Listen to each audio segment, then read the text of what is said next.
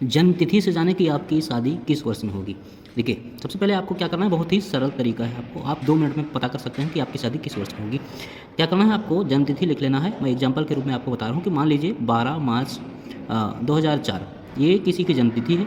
अब हमें क्या करना रहता है, जन्म तिथि अपनी लिख लें, उसके बाद हमें 3 चीज़ों की ज़रूरत पड़ती है। नंबर 1 मूलांक की, दूसरा नंबर मूलांक प्लस माह, तीसरा नंबर विवाह मूलांक। ये तीनों चीज़ हमें निकालना रहता है अपनी जन्म तिथि से। कैसे निकालेंगे, पहला नंबर हम मूलांक निकालते हैं। तो मूलांक कैसे निकालेंगे, जो हमारा तारीख है, मान लीजिए ये जो जन्म तिथि मैंने लिया है इसकी तारीख 12 तारीख है, 12 तारीख को जन्म हुआ था, तो हमें क्या करना है, इसको सिंगल डिजिट में कर देना है। जैसे मैंने यहाँ पर कर दिया 1 + 2।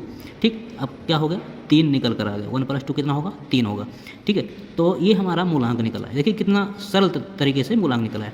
ऐसे ही आपको भी निकाल लेना है। दूसरे नंबर हमें क्या करना है, मूलांक प्लस माह करना है। ठीक, अब हमारा मूलांक क्या है, ये अभी 3 जो निकला है ये मूलांक है। ठीक, प्लस क्या करना है, मूलांक प्लस माह। माह क्या है, ये भी 3 है, तो मूलांक भी 3 निकला है और माह भी 3 है, तो हमें मूलांक ये कर देना है 3 और फिर उसके बाद माह। ये दोनों कितना हो गया, 3 + 3 6 हो गया। ठीक, ये हमारा विवाह प्लस मूलांक हो गया।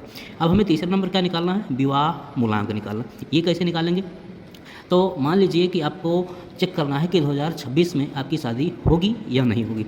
तो क्या करना है कि 2026 आप लिख लेंगे, 2026।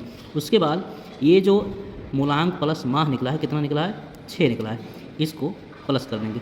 कैसे जोड़ना है, सब सिंगल में जोड़ना है।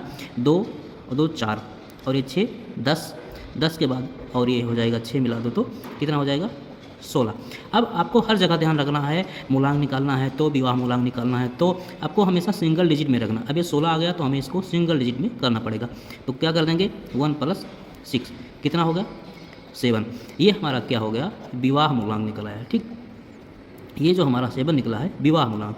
अब हमें देखना है एक चार्ट के माध्यम से, आपको चार्ट में मैं दिखा देता हूँ। ये है चार्ट। अब हमें क्या करना रहता है कि हमारा जो मूलांक था वो कितना निकला था, 3।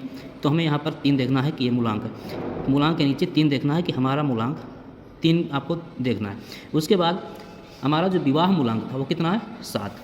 तो हमें देखना है कि मूलांक जो 3 हमारा था, विवाह मूलांक के आगे यहाँ पर 7 कहीं दिख रहा है। अगर 7 है तो समझ जाइए कि 2026 में आपकी शादी होगी। ठीक,